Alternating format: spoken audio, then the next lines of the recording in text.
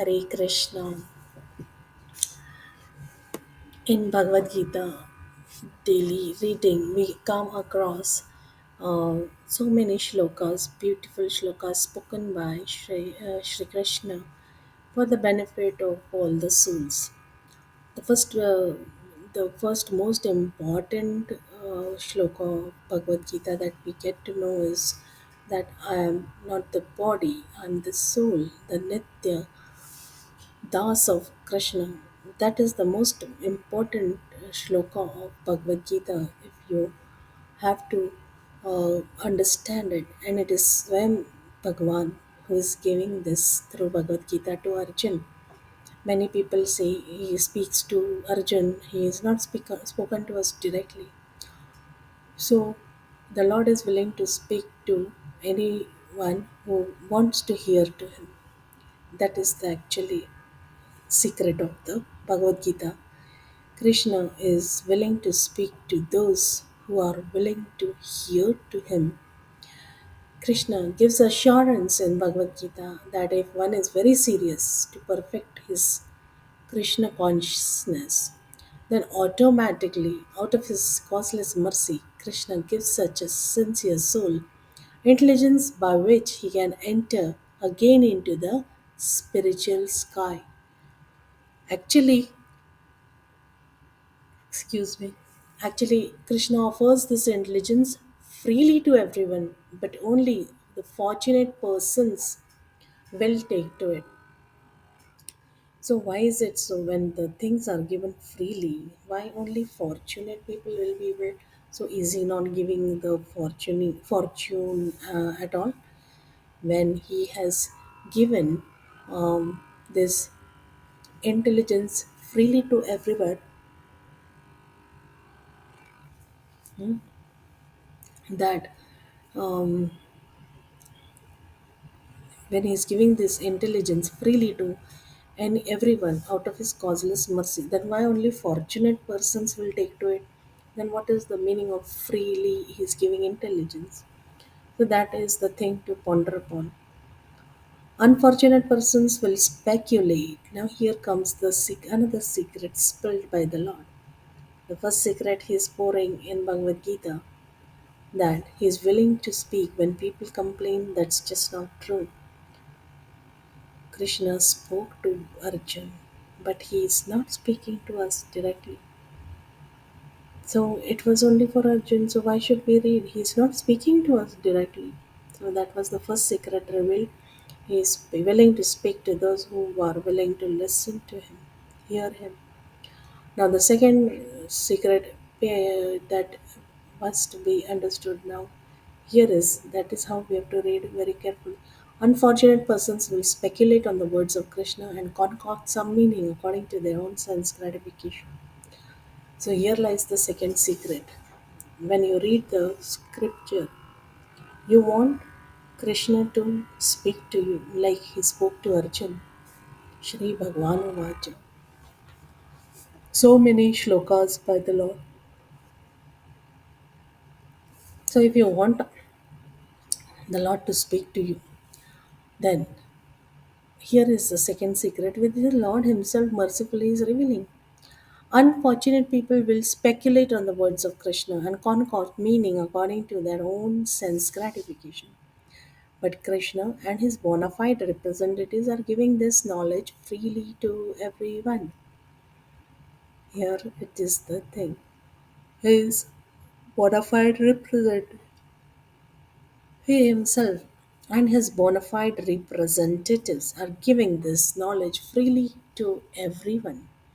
It is our duty to assimilate this knowledge and practice it. It is our duty to assimilate this knowledge and practice it. Just like the electric current is equal on all points of the electric system, but different light bulbs will take different amounts of energy. This depends on the capacity of the bulb to accept the electric current. That in the same way the Lord is not partial, but according to one's sincere desire to render the pure devotional service, the unalloyed they say, so will he respond to enlighten such a devotee.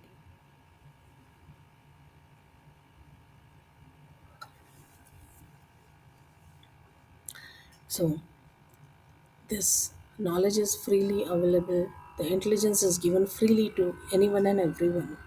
But one who is willing to assimilate the knowledge and practice it is going to get the benefit.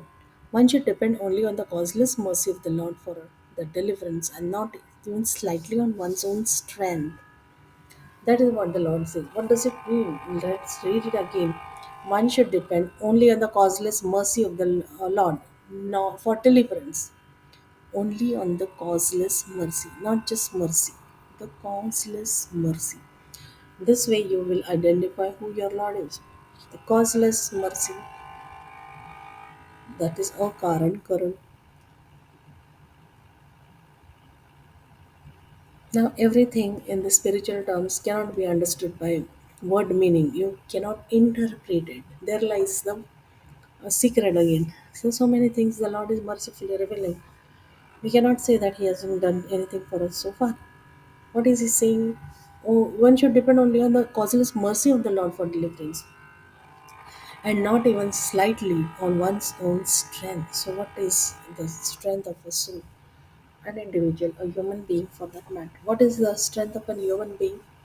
If he depends on himself for the deliverance, what are his strengths? He will say, I will do this, I will do that. Many things he will do. But they are in the relative mode. They are of this material world. From where will he bring the energy to conduct such a high level doing or activity which the Lord will be pleased by and the Lord will accept?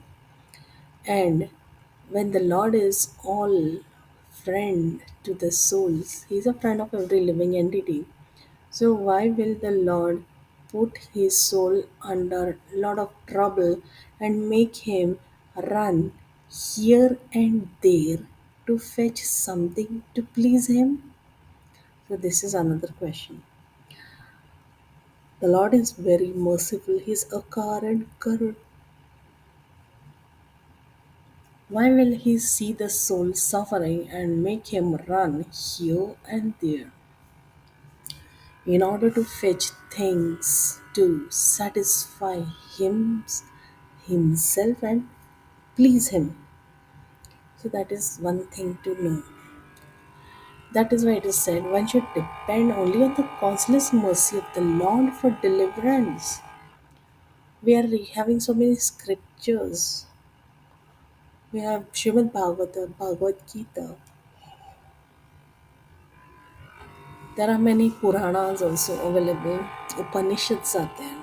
108 Upanishads are there. So many Puranas are available. There are so many stories in the Puranas that you can read all this. 18 Puranas. Bhagavatam is one of them. So many things to convince your mind that the causeless mercy of the Lord is the one by which all the devotees, the bhaktas, have progressed in their life at all. Whatever be the situation, some might be a householder, some might be a renunciate, some must be in the the after finishing the grihasthashram, they might be in the vanaprastha mode of life. So in each mode of in each ashram, these people depended solely on the Lord for their needs, including even the household things. So as time changes, these things will change. So today, if you have to say a householder, he has stopped working and he's saying, "I'll do bhakti all the 24/7 and I'll not do any work because Krishna will supply me everything. The food is net it is needed to run the house, to keep the wife and children growing and alive and living according to the needed standards. I don't have to work, and the Lord will supply me everything, and let me only do the service to the Lord." Suppose a person says like that. So that is not right. The Lord does not ask you to give up everything and just sit and do nothing. One has to work hard and understand it in the right sense, that how do we depend only on the causeless mercy of the Lord. So, in understanding the needs, one has to be intelligent. One cannot take such a rash decision that I will give up everything and just sit and serve Krishna 24 by 7 without even going to earn my livelihood. So according to the Varnashram, you have to earn your livelihood accordingly. A sannyasi doesn't have to beg. I mean, he doesn't have to, work hard. He just begs for something and he gets his two-time meals. He doesn't even have to beg. Actually, the sannyasi, the ideal one, the ideal one doesn't even care for that. He has his own way of tackling it because he's all into the love of the Godhead. So he thinks whatever I get by mercy of the Lord. Now, whatever I get means I may not get food also. I may starve for days together. So that is the meaning of whatever I get. Even so, that is the thing. So he will go without food for days together until the Lord Himself comes and feeds him. This might be happening in the lives of the sannyasi also. We do not know the secrets. So we cannot say who is a devotee, who is not a devotee. They have their own ways of pleasing the Lord, depending on the Lord. And one fine day, we all have to end up there where we just are down. Nothing is happening. I must wait until the Lord appears. Some people are advanced to that level that they do not like anything. Now nothing is working. When will the Lord ever come? So they give up everything. So this goes on because at one point of time you have to have come to that situation where you solely depend on the mercy of the Lord, and the Lord facilitates this moment in your life where you solely depend only on the mercy of the Lord, because the Lord has already showered mercy. It's not that the situation has come where I am depending solely on the mercy of the Lord, and till then I did not have mercy. It's not like that. This situation also was the result of His causeless mercy. So once He showers mercy, then there follows the mercy all the time. It is up to us how to recognize it, accept it, and go further. So that is the way. Then I was talking about Varnashram. So for our needs, daily needs, we are dependent on something or the other. So Brahmin, the one according to Varnashram, they don't have to work. They depend on feeding. They depend on whether or not anybody will give them. So the sannyasis life is like that. He is of course beyond all this varnashram, but still an ideal sannyasi. He is beyond the varnashram. He is beyond even the sannyas ashram. So, what are you talking? What is this? He's a sannyasi and that he's in sannyas ashram and he's beyond that? Yes. These four varnashrams are related to the body. As long as you have the little ego calls you, if I'm the body, you must be in one of those four ashrams and you must suffer the karmas accordingly. Once your I am the body is gone, then they are beyond these four ashrams. The sannyasi is beyond the sannyas ashram. So that is the stage, such a elevated stage of devotion, and we can see that the Lord is so merciful for us to understand that this is possible even in this material world. So when these are the things, why do we need to study the daily two-time meal, the 2 time meals need? Why do we have to slog very hard to earn the 2 time meals for the daily bread and butter? We should understand this, how much importance to give to certain things and how much to not. This will ensure that we are on the right path, and we have to also do bhakti in the right sense, not just as a time pass or casually and very unintelligent way. We have to understand it in a scientific way, otherwise we will suffer. So that is also not right. And then to keep things going and moving, to see how we are in the society, we can take up something and do it, but understanding that this is not going to ensure bhakti nor help in bhakti. It is something to only satisfy your emotional quotient. That's it.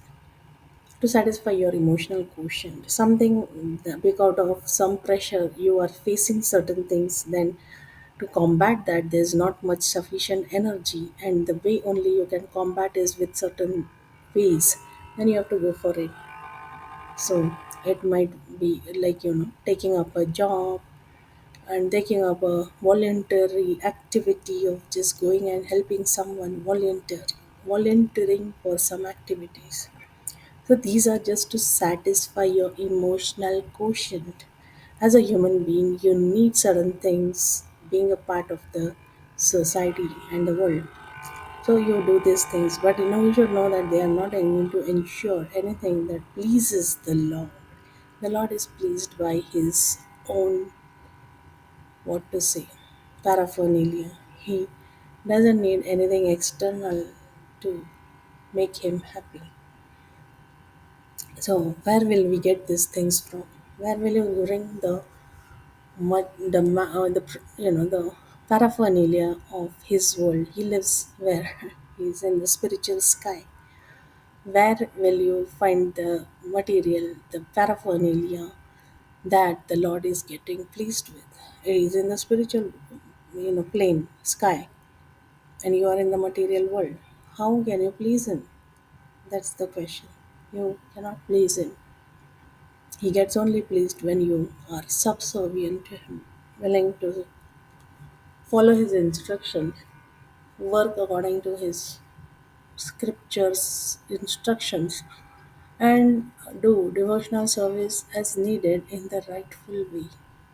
Not just devotional service to while away your time and feel nice about it, you know, in a scientific way. Devotional service is a science. So when you do that practical, then he is interested in you and he will at that time show up and try to help you because you are being very practical.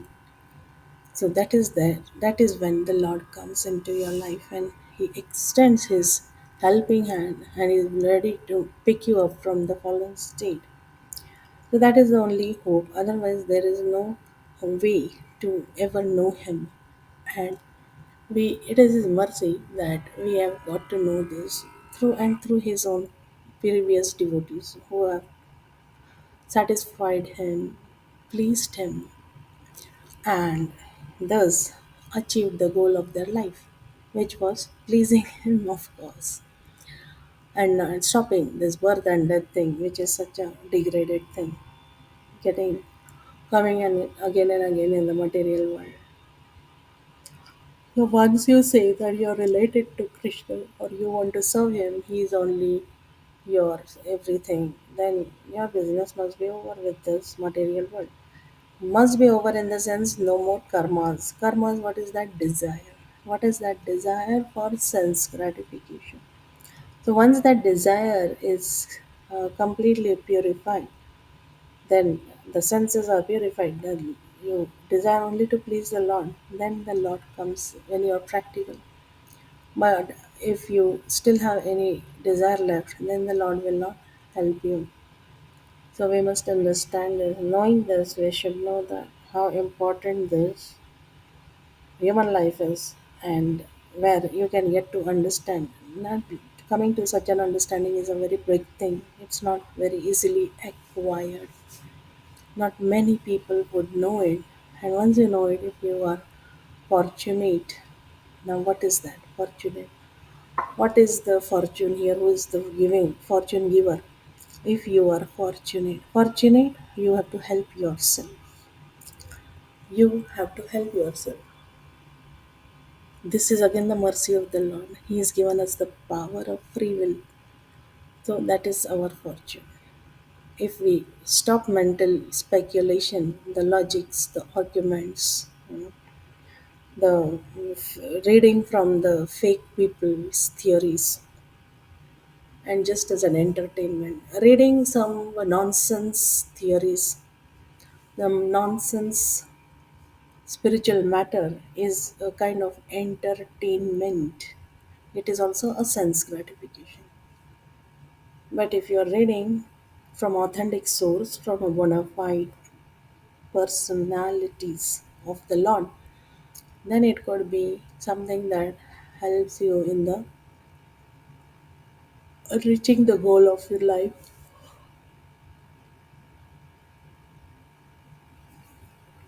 Otherwise, then there must be only sense gratification, because authentic, the bona fide personality only can give you the true knowledge and the true secrets. Like here we see every set statement, we see one after another there is some secret revealed, and we cannot blame the Lord or the any personality of his devotees. We cannot blame them. His devotee is doing the same if he is a bona fide one. So we cannot blame that he is partial or he is doing this, he is doing that. So that is a perfect position of a Krishna conscious person. One should depend solely on the causeless mercy of the Lord for deliverance. For deliverance, not for sense gratification. For deliverance means free from the sense gratification.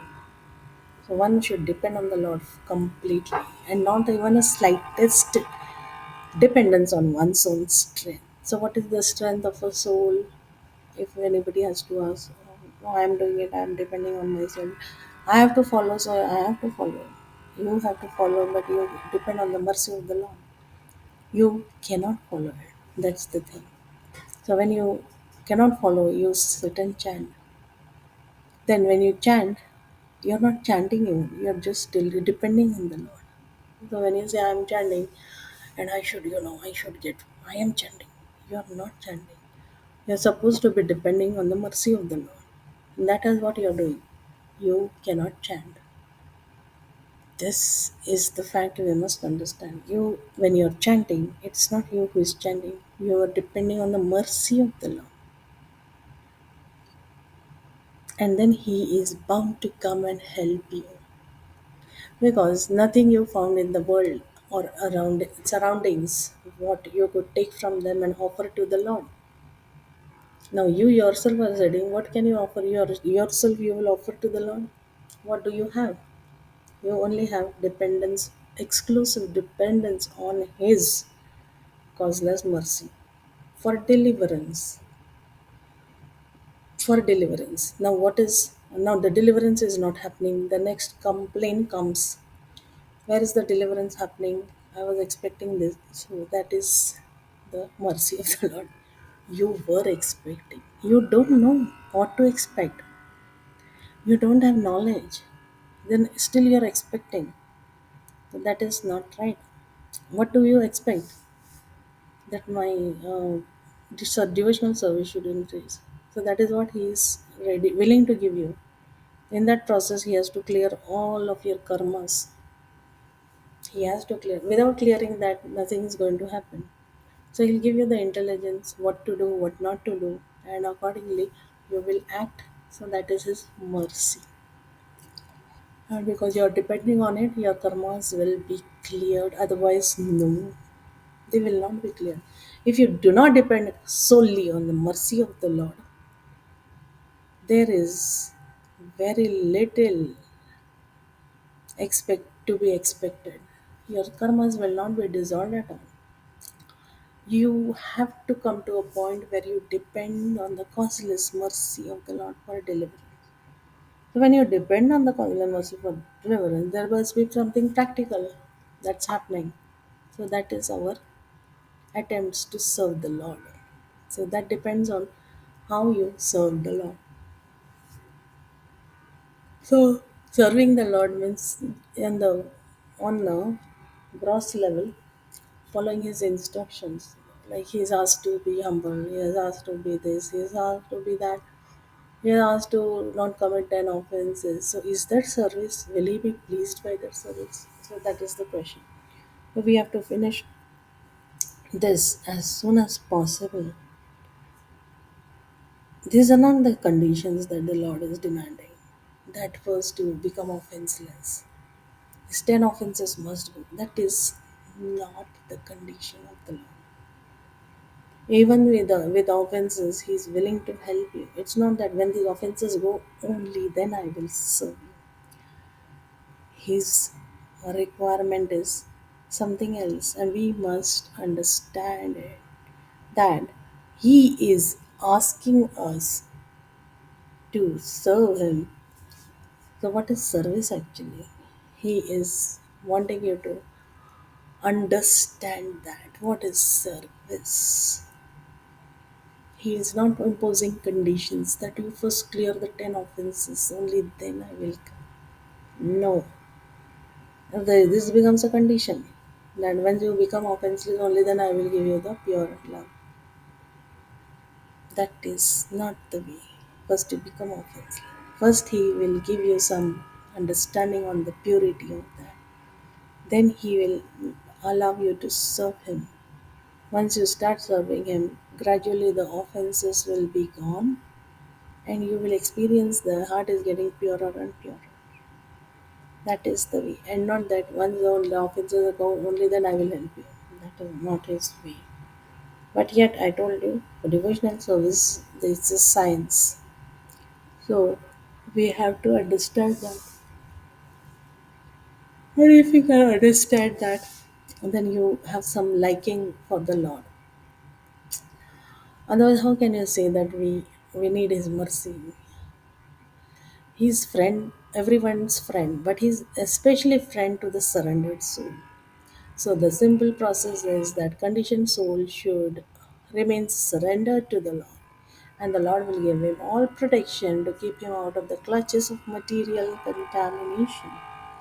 So, what does that mean? You have to remain surrendered to the Lord. And what does that mean? You have to remain surrendered to the Lord. So, that is what he's saying. That even if the offenses are there, lots troubles are there, then also you don't give up. You have to patiently wait, and that is the test. You have to patiently wait for the Lord's mercy and remain surrendered. Not that I will do something else. Now the mercy is not appearing, it is not shown, so I will do something else. And what is that something else? So it is all depending on what you understand about your Lord. What would you like to do? If the mercy is not coming by, what will you do? So there might be times when you have to go through a lot of struggle, the nothing happening, and for years together, it could be possible. Years together, you are going through it, nothing is happening. So you have to identify His will, His desire at such times, and the better is always asking a second person, what is it happening in my life? What do I understand? I take it as, is it right, or I am expected to do something else. So that is a way you can ask any confidential associate of the Lord. Find one and you can ask. So it all depends, and again you can depend on the Lord for the help. So it is up to you how you can tackle it. So by Krishna's grace, all obstacles will be removed. Eventually, we should always keep praying that they be removed, because unless the obstacles are there, the bhakti will not rise, and we must seek every chance to remove it. And the closer we approach, the more sincere we get, then the Lord will respond accordingly. Now we should always be remain fixed up in no matter, we must give up the devotional service. This is what the previous devotees, acharyas are telling, and all impediments that may come will be vanquished by the unlimited potency of the Lord.